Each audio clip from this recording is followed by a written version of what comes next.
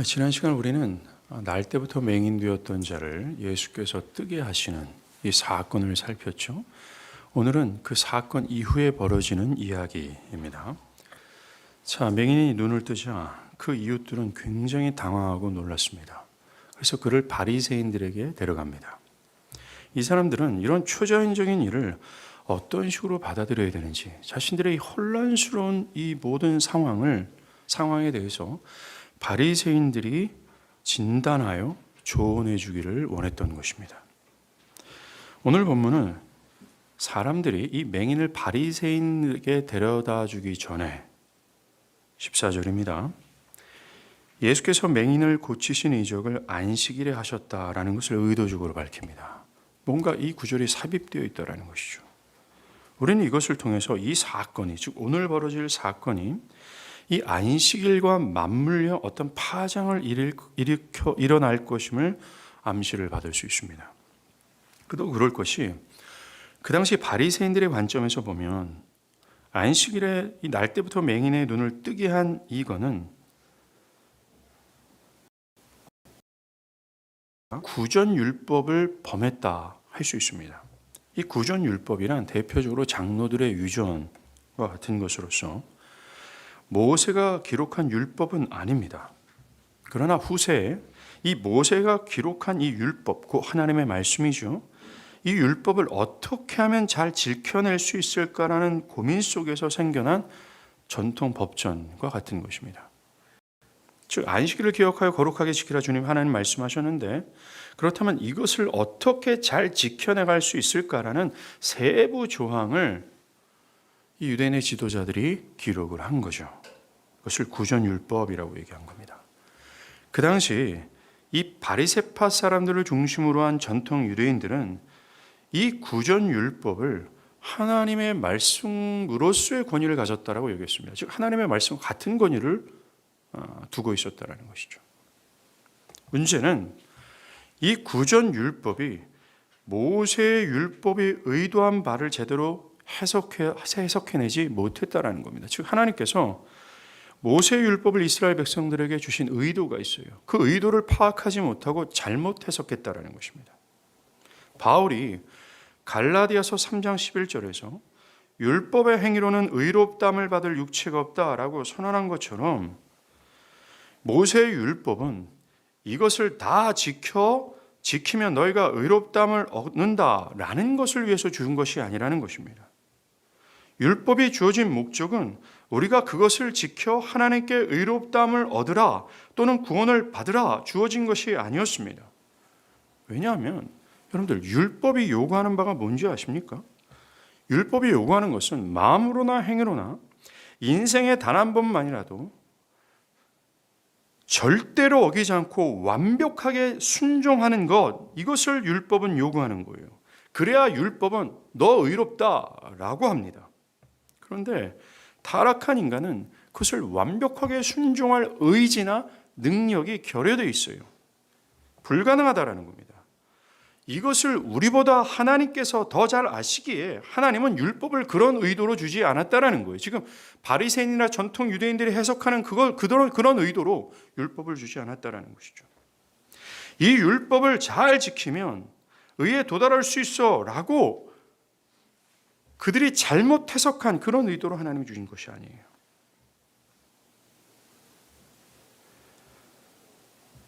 이 바리새인들을 중심으로 한 이 전통 유대인들이 만들어낸 구전율법, 이것은 하나님의 율법이 주신 의도에서 벗어난 것입니다. 하나님께서 모세의 율법을 주신 목적, 그들이 이것을 행함으로 의롭다함을 얻기 위해 주신 것이 아니라는 거예요. 갈라디아서 2장 16절에 사람이 의롭게 되는 것은 율법의 행위에서 난 것이 아니요 오직 예수 그리스도를 믿음으로 말미암는 줄 아는 거로, 또 로마서 3장 28절에서도 그런 사람이 의롭다 하심을 얻는 것은 율법의 행위에 있지 않고 믿음으로 되는 줄을 우리가 인정하노라. 바울은 먼저 사람이 의롭게 되는 것은, 즉 하나님께 의롭다함을 얻는 것은, 즉 구원을 받는 것은 율법을 행함을 통해서 얻는 것이 아니다라고 강조합니다. 그 후에 바울은 사람이 의롭게 되는 것은 오직 예수 그리스도를 믿음으로 말미암는다라고 강조했어요. 그렇습니다. 이것이 하나님께서 율법을 주신 의도며 목적이에요.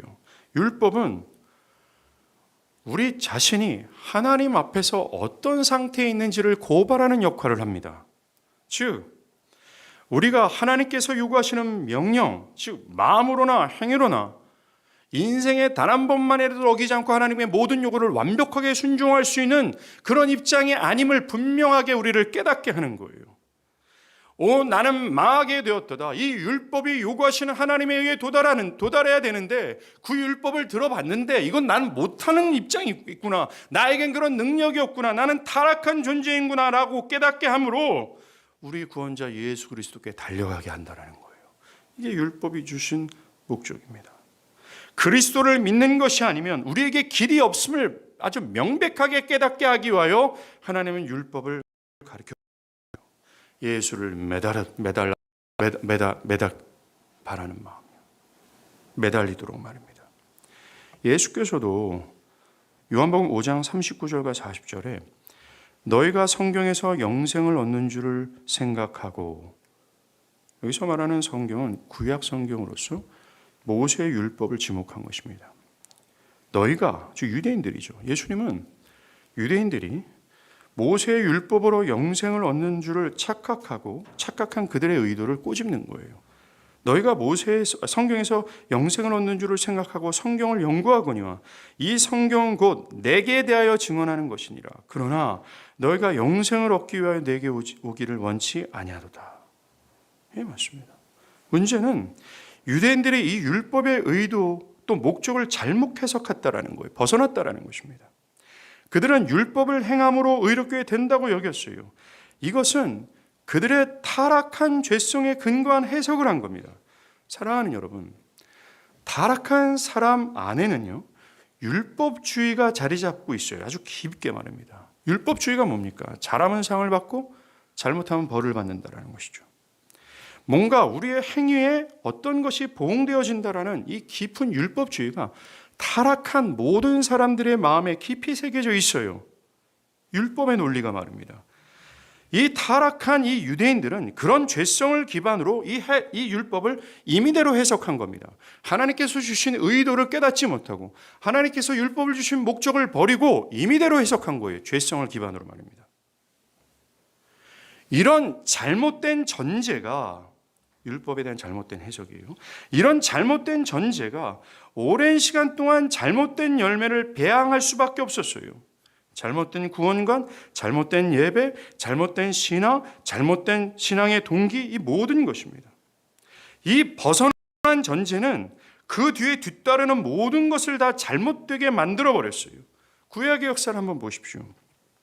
구약의 타락한 이스라엘 백성들은 이 잘못된 전제, 즉 율법의 잘못된 해석을 깔고 있습니다. 그 잘못된 전제 위에서 그들은 어떻게 생각했어요? 그저 우리는 하나님께 예배하면 된다. 절기를 지키면 된다. 율법을 어느 정도 지키고 따라가면 된다. 어느 정도 그렇게 하면 하나님의 백성으로서 손색이 없다라고 여겼어요. 이것이 잘못된 전제가 낳은 잘못된 열매입니다. 그리고 신약을 한번 보세요. 예수님 당시 바리새인들이 예수를 배척했던 원인도 바로 이 잘못된 전제에서 시작된 거예요. 바울이 율법이 아니다, 오직 믿음이다 라고 하는 신구약 전체가 말하고자 하는 계시의 핵심을 말하고 또 말했음에도 불구하고 그 당시 유대인들이 이것을 거절했던 이유가 뭐예요? 출발이 잘못됐다라는 거예요. 그들의 신앙적 전제가 잘못 벗어났다라고 얘기를 하는 겁니다. 그들은 잘못된 전제를 가졌습니다. 잘못된 시작을 했다라는 거예요. 이 잘못된 전제가 그들을 왜곡된 신앙, 왜곡된 믿음으로 이끌 수밖에 없었어요. 왜곡된 확신, 그들도 확신하고 있었지만 그것은 거짓된 확신이었습니다. 왜곡된 예배, 왜곡된 하나님, 그들은 하나님이 이러한 분이다 라고 확신했지만 그 전제, 잘못된 전제에서 출발해서 형상화한 하나님은 왜곡된 하나님이었어요. 그 시작이 잘못된 길에 들어섬으로 인해 그들은 하나님께서 기뻐하시는 백성이 결코 될 수 없었습니다. 이 얼마나 잘못된 전제를 하나님께서 보내신 선지자들이 지적하고 책망하며 교정했어요. 하나님은 그들의 성경적 해석이 잘못됐다고, 그들의 신앙적 전제가 잘못됐다고 당신의 종들을 보내셔서 책망하시고 교정하시길 바랬고 깨닫기를 바랬고요. 가르쳤습니다. 그럼에도 불구하고 그들은 들어먹지 않았어요. 지금도 마찬가지입니다. 그 후로 최후에는 하나님의 아들이시며 하나님의 마지막 계신 예수를 보내서 말하고 또 말했지만 그들은 자신들의 잘못된 전제를 교정할 생각을 하지 않았습니다. 오늘날에도 마찬가지죠. 지금 여기에도 있습니다.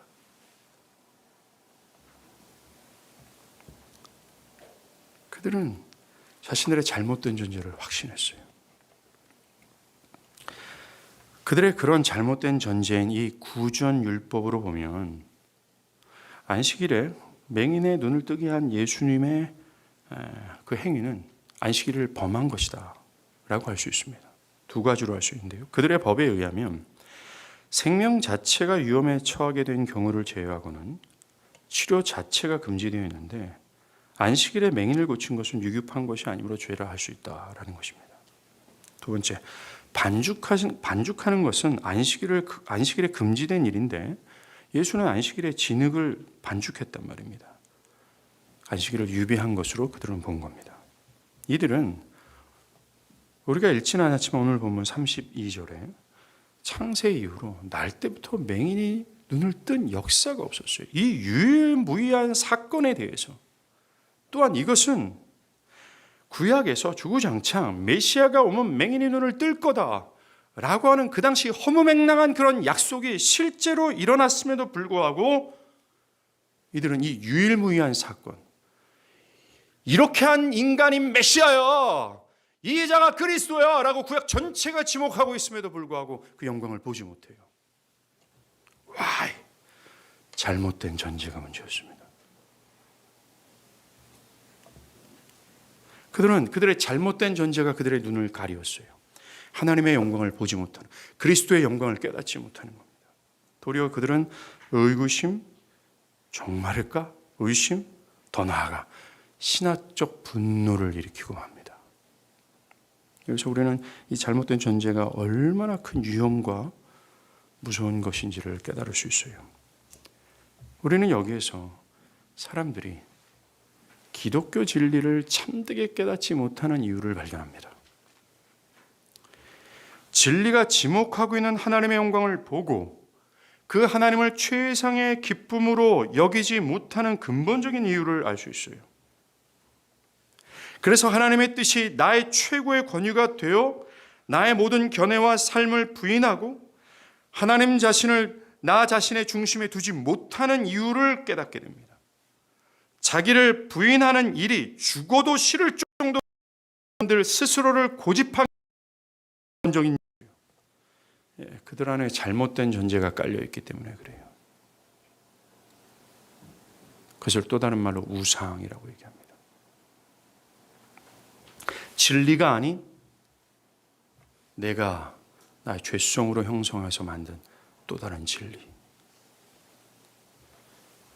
유대인들처럼 이들의 견해와 정신 안에는 그들의 죄성으로 인해 형성된 전제가 깔려 있어요. 그리고 그 전제에 대한 흔들리지 않은 확신이 있습니다. 이게 문제예요. 그들이 잘못된 권위에 기반을 두고 있다는 겁니다. 진리가 아니라 자신의 전제가 그들에겐 권위가 된다는 거죠. 현재 교회 안에 있는 사람들 중 그들의 신앙의 전제가 성경에서 벗어난 경우가 있습니다. 첫 번째, 두말할 것 없이 지식입니다. 유대인들처럼 그들이 가지고 있는 신앙이 성거하지 않고 자기 중심성이 만들어낸 잘못된 해석을 확신하는 전제예요. 기독교 지식을 자신에게 유리하게 해석해서 신앙을 자신의 재산과 유익에 해가 되지 않을 정도로만 해도 된다라고 하는 전제입니다. 오늘 굉장히 많죠. 유대인과 똑같습니다. 예를 들어서 이런 것이 될 수 있어요. 지옥의 형벌로부터는 구원받는 것은 환영하지만 자기를 부인하고 주님을 따르지 않아도 된다는 전제예요. 예수를 자신의 구원자로 받아들이기는 하지만 자신이 복종하고 따를 왕과 주인으로 삼지 않아도 된다는 전제입니다. 교회에 출석하며 자신의 권리를 행사하기를 원하지만 교회 회원으로서의 의무와 책임을 다하지 않아도 된다는 전제입니다. 자신의 삶에 하나님의 도우심과 축복을 원하면서도 세상에 대한 정욕을 버리지 않아도 된다는 전제예요. 기독교 신앙을 말씀에 따라 권위에 순종하는 것에 따라 할 필요가 없고 자신 안에 있는 어떤 자율, 자기의 마음대로 해도 된다라고 하는 강한 전제입니다. 그 외에도 회심, 믿음, 구원, 신앙에 대한 전제적 지식이 성경이 아니라 그들의 유익을 중심으로 해석된 잘못된 전제예요. 그리고 사람들은 이 전제에 따라 신앙합니다. 헤이! 지금도 그렇게 예배하고 있어요. 저 여러분들이 예배하는 이 현장 속에서 사람들은 자신의 전제에 의거하여 예배합니다. 그 전제를 확신하고 그 기반 위에 그들은 하나님을 예배합니다. 유대인들처럼. 이런 자식이 전제까지 결코 그들은 참된 구원, 회심, 성경에 계시된 하나님을 보고 하나님을 즐거워할 수 없어요. Never. 여러분들 이 시간 내가 왜 변화되지 않고 왜 하나님의 영광을 보고 즐거워하지 못하는가? 그 뒤따르는 열매가 없는가? 그 이유를 알 수 있습니다. 두 번째, 사람들이 가지고 있는 잘못된 전제는 경험이에요. 특별히 이 경험적 전제가 무섭습니다. 사람들은 자신의 경험이 진리라고 여기며 추억이죠. 과거의 추억. 이게 진리라고 믿으며 또한 경험이 주는 거짓에 속는 경우가 있습니다. 허다하죠. 예를 들면 어떤 사람이 현재 저는 복음을 압니다. 은혜를 압니다. 그러나 내가 첫사랑을 잃어버렸을 뿐입니다. 라고 말합니다. 그럴 때 대부분 사람들은 자신의 희미한 경험을 전제로 그렇게 말하는 경우가 많습니다. 그렇다면 그 사람이 정말로 복음을 안다고 하는 근거가 무엇인지, 은혜를 내가 안다라고 말하는 근거가 무엇인지, 즉 과거의 경험이 과연 그것이 사실인지, 그리고 내가 첫사랑을 잃어버렸다면 첫사랑이 있다라는 전제인데 과거에 그럼 참된 불꽃이 과연 있었는지를 확인해 볼 필요가 있다라는 거예요.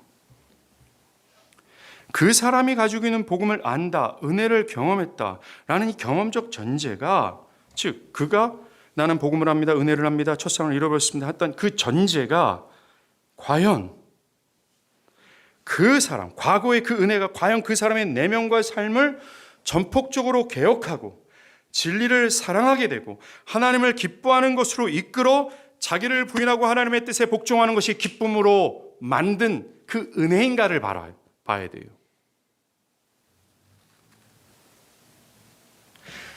참된 그 사람이 지금 바라보고 있어요. 경험을. 그 경험이, 그 과거의 그 시간이 정말 그를 개혁하고 그를 하나님을 즐거워하게 하며 하나님을 즐거이 하나님의 뜻, 진리를 따라가도록 그 기쁨이 되는가, 하나님을 정말 즐거워하는가 라고 그를 변화시킨 그 진정성이 있는가를 바라봐야 되는 거예요. 그런데 대다수가 그 진정성은 결여되어 있고 그냥 한때 아니면 두 때, 때로는 세 때 진지하게 성경 공부를 하는 것, 실 경우가 많습니다. 그 사람의 지금의 신앙을 보면 알 수 있어요. 그 사람의 첫사랑을 회복해야 된다고 말할 때 전제가 그 첫사랑의 전제가 성경적이지 않을 경우가 허다합니다. 이 추억이 주는 망상, 허상과 같은 거죠. 문제는 이겁니다. 그 잘못된 경험적 전제가 주는 피해가 크다라는 거예요. 그 사람은 즉 아직 구원받지 않았어요. 신앙의 출발점에 서지 않았습니다. 회심하지 않았는데 그런 잘못된 경험적 전제로 인해 자신은 회심이 필요한 것이 아니라 회복이 필요하다라고 얘기를 하고 있어요. 그에게는 새 창조의 역사가 필요한데 새 창조가 아니라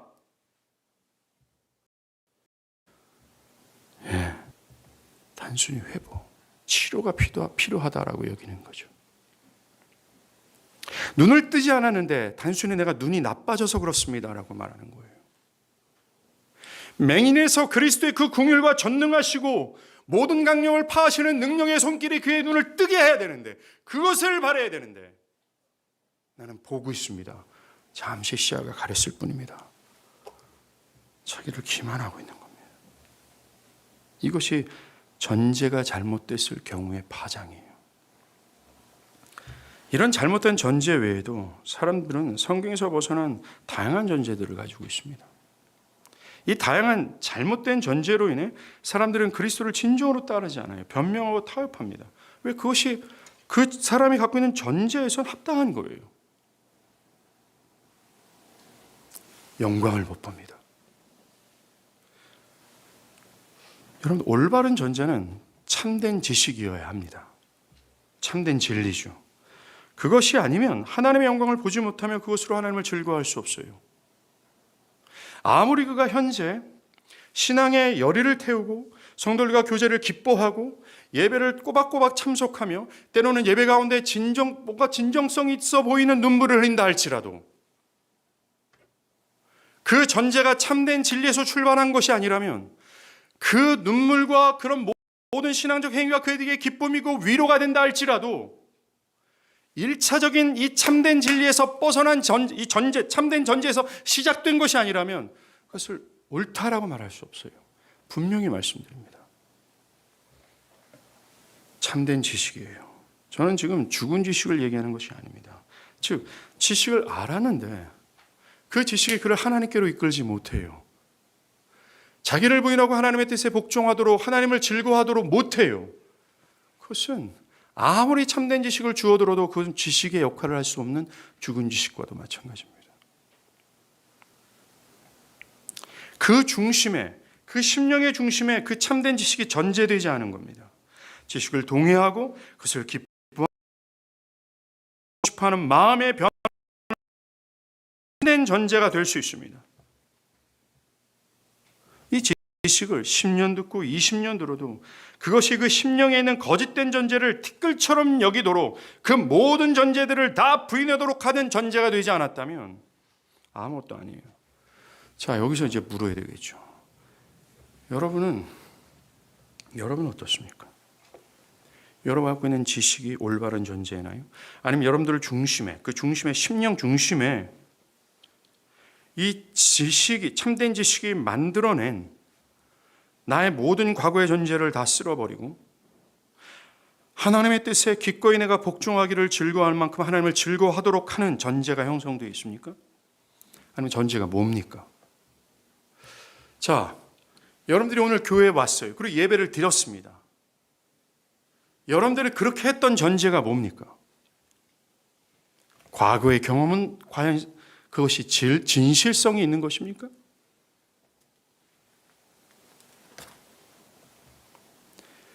그렇지 않은, 만약에 이 전제가 참된 지식이 아니라 다른 것이라면, 유대인과 같다면 빨리 회개하십시오. 왜냐하면 그 사람이 회개하지 않고 진리가 선포되는 그 자리에 1년, 2년, 3년, 4년 시간이 갈수록 그 심령에는 두 가지 현상이 일어납니다. 그 진리를 듣는 것에 큰 부담감과 무거운 마음을 갖게 돼요. 결국 헤롯 왕처럼 그 진리를 못 배웁니다. 아니면 두 번째, 그 진리를 듣고 떠들어도 그 마음은 화석처럼 점점점 굳어져 진리 자체에 귀를 기울이지 않고 매우 형식적인, 여러분들이 과거에서 손가락질했던 그 화석과 같은 신앙인으로 변화될 수밖에 없어요. 하루속히 회개하십시오. 자, 우리가 생각할 것은 방금 전에 제가 말씀드린 건데, 이 전제가 잘못되어 있으면 그 신앙이 진지하고 매우 성실하고 충성스럽게 보여도 그것은 결국 참된 것이 될 수 없다라는 거예요. 한번 보세요. 사람들이 이 맹인이었던 사람을 바리새인들에게 데려가자 진지한 신문이 시작됩니다. 바리새인들은 맹인에게 너가 어떻게 보게 됐느냐, 이런 이적이 어떤 방식으로 행해졌느냐라고 물어요. 그러자 그 사람이 아직 예수라는 인물이 등장하지 않았습니다. 그 사람이 진흙을 이겨 발라 씻고 와라, 그래서 낫습니다 라고 답합니다. 이것을 들은 바리새인들은 두 무리로 딱 갈려요. 첫 번째 무리는 16절에서 봤듯이 이 예수가 안식일을 지키지 않았으니 하나님께로부터 온 자가 아니다라고 합니다. 일단 자신들의 안식일 해석이 옳다라는 전제로 예수가 하나님의 율법을 범했기 때문에 예수가 아무리 놀라운 이적을 베풀었다 할지라도 그는 진실되지 않다, 죄인이다라는 거예요. 그의 이적 사역 자체가 그가 하나님으로부터 왔는지를 증명할 수 없다는 결론입니다. 즉 어떤 좋은 결과를 낳는다 해도 그 원인과 과정이 진리가 아니라면 그 좋은 결과를 참이다라고 인정할 수 없다는 논리죠. 여러분, 이것은 신구약 성경 전체가 매우 강조하는 진리입니다. 모세도 꿈을 통해서 예언하는 거짓 선지자들을 조심하라고 경고했어요. 예언이 적중에 근거하지 않았기 때문에 죽이라고 명령했다는 겁니다. 너 내년 이맘 때 이렇게 될 거야 라고 그는 하나님의 말씀이 아닌 뭔가 몽상을 통해서 예언했어요. 자신의 유익을 위해서 예언했는데 그게 적중했어요. 아무리 그것이 적중해서 나에게 유리하고 유익이 된다 할지라도 그것은 하나님으로부터 온 것이 아님을 성경은 강력하게 얘기합니다. 이 첫 번째 부류는 이런 식으로 추론했기 때문에 안식일을 범한 자가 이적을 행했다 할지라도 그를 인정할 수 없었다는 거예요.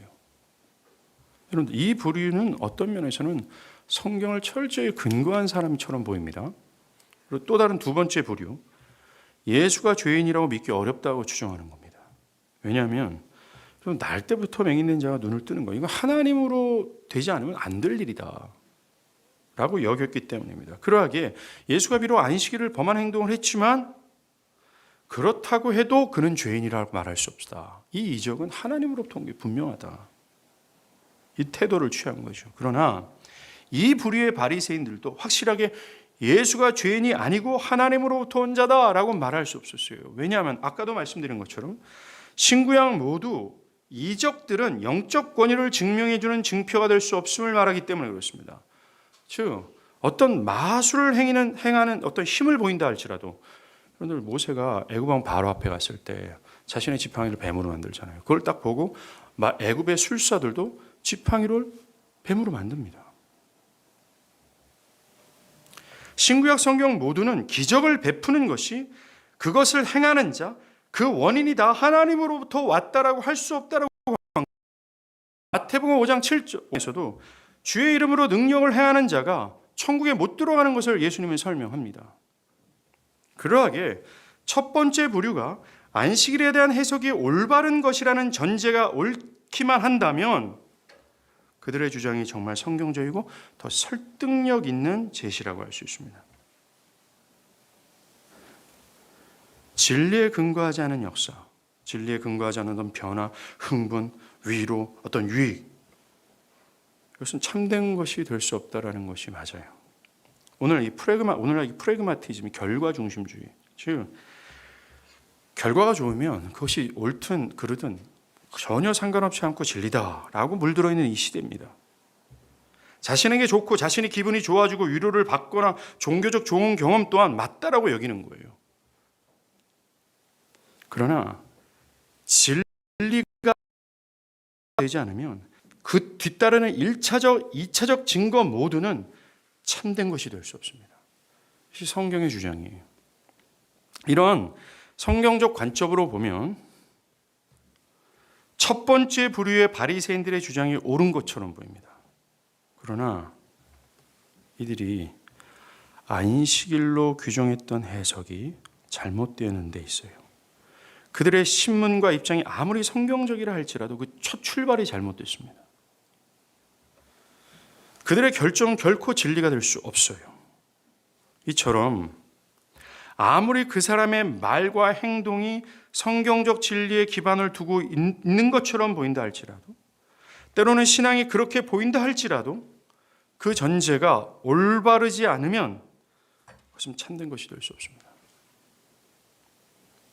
아까도 계속해서 반복되는 것처럼 정말로 성령으로 말미암아 하나님의 영광을 보아 내 안에 있는 우상들, 수많은 전제들, 하나님의 영광을 다른 것으로 돌렸던 수많은 것이 티끌과 같이처럼 보여 하나님을 최상의 가치로 여기며 하나님을 지상 최고의 기쁨으로 여겨 그분의 말씀을 나의 최고의 권유로 삼아 하나님의 말씀에 복종하는 그 심령이 된 전제가 되지 않는다면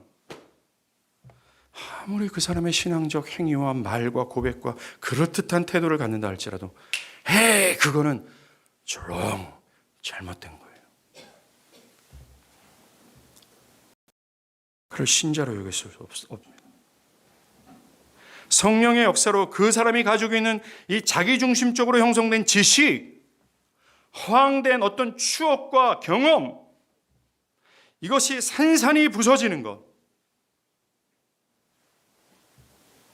그런 전제가 되지 않으면 이 사람은 언제든지 예수를 떠날 수 있어요. 진리를 벗어날 수 있습니다. 아니요, 지금 바로 그 상태가 예수를 떠난 상태며 진리를 부인하는 상태며 회심치 않는 상태라는 겁니다.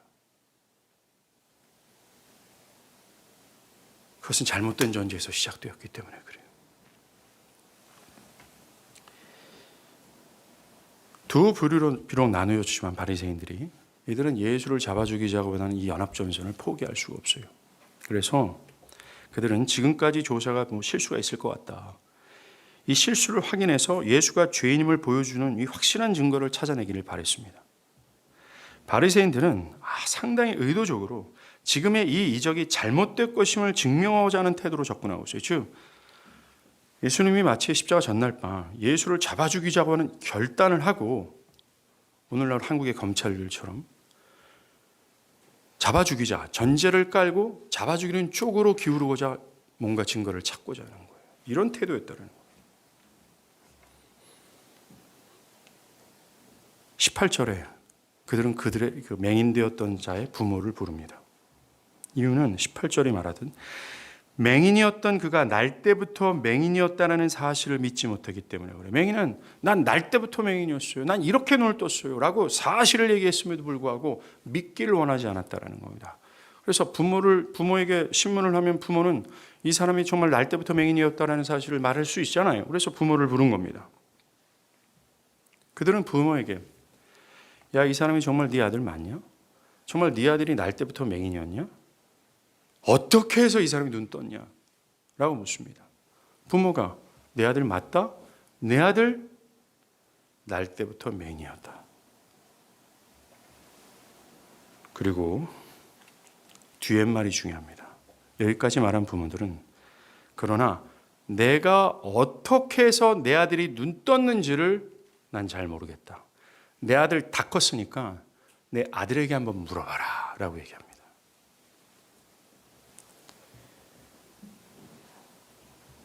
여러분들 지금의 시점에서 그의 부모가 그가 어떻게 눈을 떴는지는 몰랐을까요?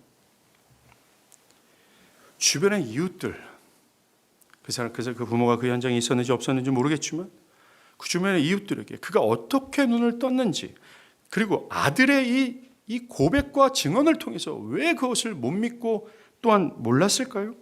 다 알았습니다. 근데 왜 이렇게 대답했을까요? 그 이유는 22절에서 얘기해요. 22절. 그 부모가 이렇게 말한 것은 이미 유대인들이 누구든지 예수를 그리스도로 시인하는 자는 출교하기로 결의했으므로 그들을 무서워함이라. 바로 이것 때문에 그래요. 부모가 진리를 알면서도 대답하지 못했던 이유. 여러분, 그 당시 이 종교적인 유업 때문에 그렇습니다. 그 당시 사회는 종교가 중심이었어요. 그래서 출교당하는 것은, 즉 유대교에서 너 나가라는 것은요, 그 사회와 단절되는 것, 엄청난 삶의 손해와 공고를 당할 수 있는 형편에 놓이게 되는 겁니다. 부모는 이걸 두려워 했어요. 이것 또한 하나의 장애가 되는 전제입니다. 부모가 가지고 있는 전제는 사회적 흐름이라는 전제를 깔고 있어요. 이 전제로 인해 알면서 진리를 말하지 못한 겁니다. 우리가 이런 경우가 얼마나 허다합니까?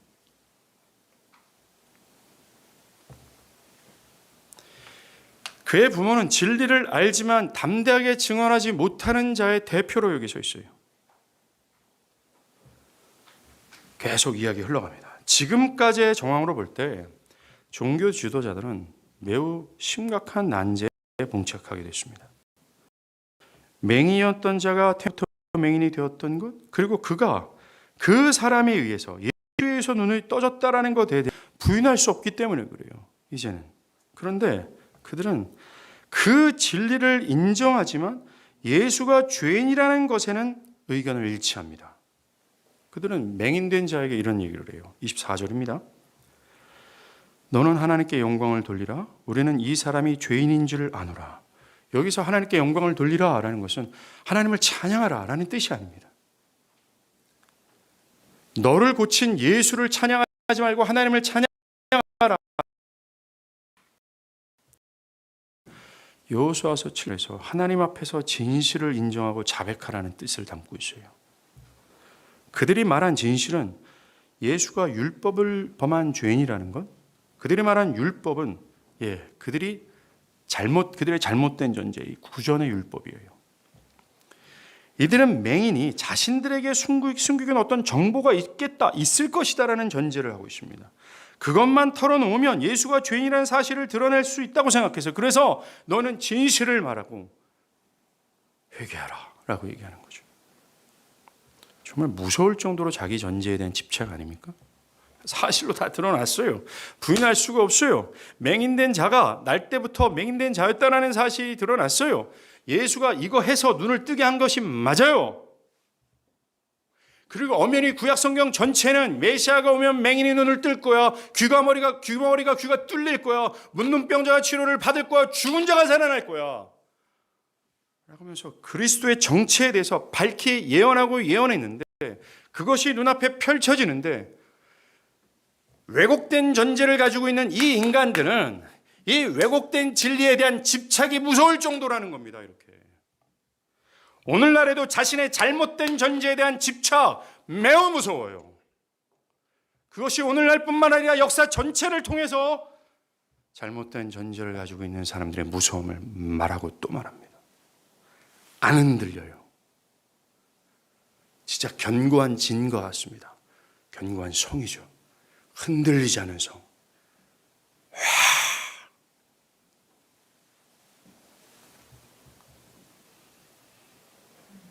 이들은 맹인된 자의 증언, 그 부모의 증언을 다 부인하고 나는 모세의 제자야 라고 얘기합니다. 이 말이 뭡니까? 이들은 자신들의 견해와 충돌이 되는 새로운 인물을 따르느니 지금까지 해왔던 모세의 제자로 남는 쪽을 택한 거예요. 나랑 충돌이 되는 전제, 나의 전제를 흔드는 그것, 난 아니야. 난 지금까지의 전제를 붙들 거야 라고 선택하는 사람과 똑같다라는 거죠. 오늘날 사람들도 이런 식입니다. 똑같습니다. 눈을 뜨지 못하는 사람들, 이 전제를 고집해요. 애써 자기를 합리화하는 데 도사입니다. 그래서 바울은 이런 강력한 사람들의 전제를 견고한 진이라고 표현합니다. 고린도후서 10장 3절과 5절이에요. 이거 한번 찾겠습니다. 고린도후서 10장 3절과 5절입니다.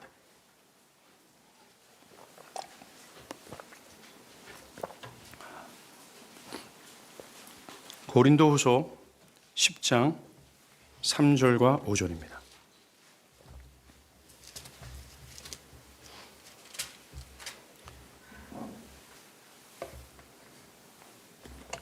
제가 읽을게요.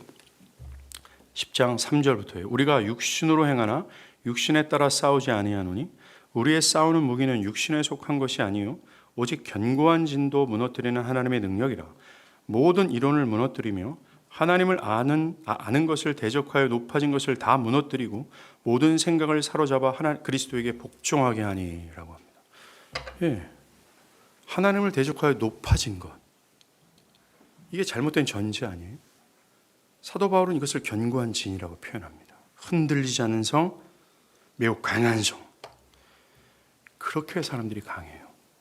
그러나 이것에 비해 신자는 그 어떤 전제를 가지고 있지 않아요.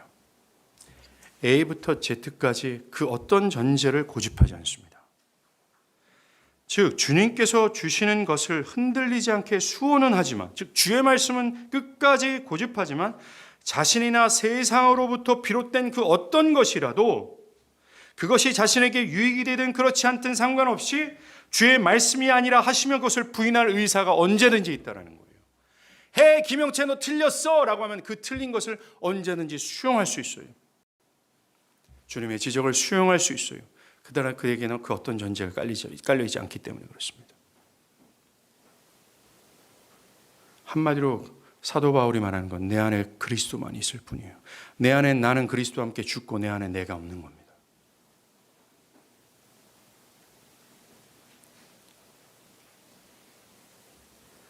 오직 그들에게는 주의 말씀뿐 다른 전제가 없어요. 우리는 수많은 전제 속에서 논쟁하고 투정하고 주장하고 불화를 일으키고 교만하며 오만방자한 모든 삶을 생산해내잖아요. 신자는 없어요. 없기를 바라고 없어집니다.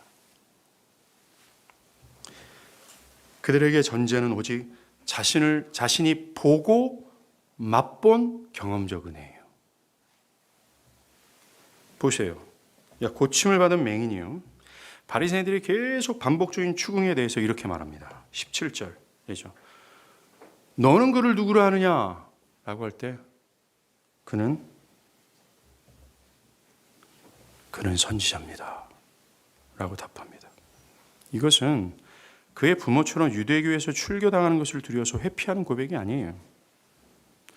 그는 예수가 기존의 랍비들과는 그 이상, 기존에 내가 이 유대교의 범주 안에서 맡던 모든 종교적인 사람들 모두를 초월하는 그 어떤 우월자라는 사실을 표현하고 싶었어요. 신학적이고 성경적인 지식이 결여되어 있는 이 맹인은 그것이 최고입니다. 그리고 그는 25, 그가 죄인인지 내가 알지 못하나 한 가지 아는 것은 내가 맹인으로 있다가 지금 보는 그것입니다. 그는 예수가 죄인인지 아닌지 판단할 능력이 자기에게 없다라고 고백해요. 이 일에 대한 신학적 입장은 정통한 이 바리새인들에게 떠넘기겠다. 적어도 자기가 아는 한 가지에 대해서는 양보하지 않겠다라는 거예요. 다른 모든 것은 너희들이 다 가져. 그러나 내가 경험적으로 보고 맛보고 경험했던 이 한 가지만은 양보할 수 없어. 뭡니까? 내가 지금 본다라는 이 사실이에요. 이것에 대해 그는 출교를 두려워하지 않았습니다. 새 사회에서의 단절, 곤고와 가난과 따돌림과 사람들의 조롱을 두려워하지 않았습니다. 왜? 경험이 주는 확신 때문에 그래요. 그에게는 그 어떤 전제가 중요하지 않았습니다. 그에게 중요한 사실은 실제가 주는 확신이었어요. 여기에서 요한은 복음을 직접 체험한 증인들의 확신이 어떠한지를 말해주고 싶어합니다. 즉 하나님과 우리 사이에 가로막고 있는 우상들. 그 우상이 왜 생겨요? 하나님을 최상의 기쁨으로 여기지 않자 다른 것을 기쁨의 대상으로 삼는 겁니다. 하나님을 기뻐하지 않자 돈, 건강, 생명, 자녀, 직장, 미래 계획 등등등 이것을 침을 질질 흘리면서 기뻐하는 거예요. 이것이 있으면 나의 삶이 안전한 것 같고 그래서 총체적으로 그걸 의지하며 사는 겁니다. 흔들리지 않아요. 이 우상이 하나님과 우리 사이에서 하나님의 영광을 못 보게 한단 말입니다. 그런데 그가 이 우상을 파하시고 십자가에서 이것을 파하시기 위해서 자신의 전부를 내어주신 그리스도를 믿을 때 하나님과 내 사이에 가로막고 있는 우상들이 파해져서 온 우주에서 최상의 기쁨이며 최고의 가치 되신 하나님의 영광을 보고 즐거워하는 거예요. 와우! 하면서 놀라는 겁니다. 그래서 자신의 생명을 이 하나님께 양도해도 아깝지 않고 이 모든 삶의 최고의 가치를 하나님께 두는 거예요.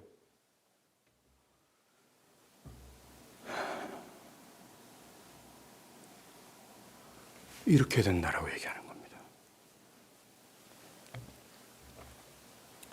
이 복음을 직접 체험한 증인들이야말로 자신의 결정적인 믿음을 단호하게 증언할 수밖에 없어요. 저는 이것이 이런 은혜가 여러분에게 정말 있기를 바랍니다.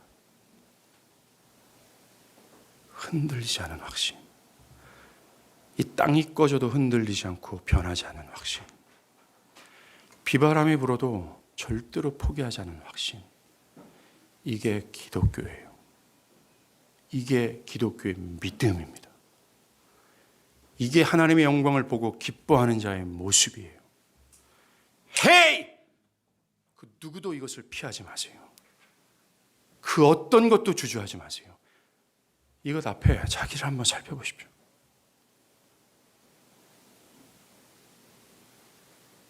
이것이 없다면 지옥에 활활 타오르는 그 앞에 있는 거나 마찬가지입니다.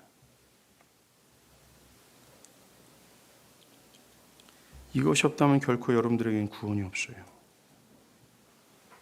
항상 이쪽 저쪽처럼 행할 수밖에 없습니다. 조금의 바람에 요동치는 작은 배가 될 수밖에 없어요. 사도 바울이 말한 것처럼 이 견고한 진이 파해지는 역사, 그 견고한 진이 파해지는 능력이 필요합니다. 우리가 고린도후서 10장 3절에서 5절까지 말씀했던 것처럼 내 안에 있던 이 잘못된 전제들, 교만하여 하나님의 뜻에 굴복하지 않은 모든 전제들이 파해지는 강력, 이게 필요해요.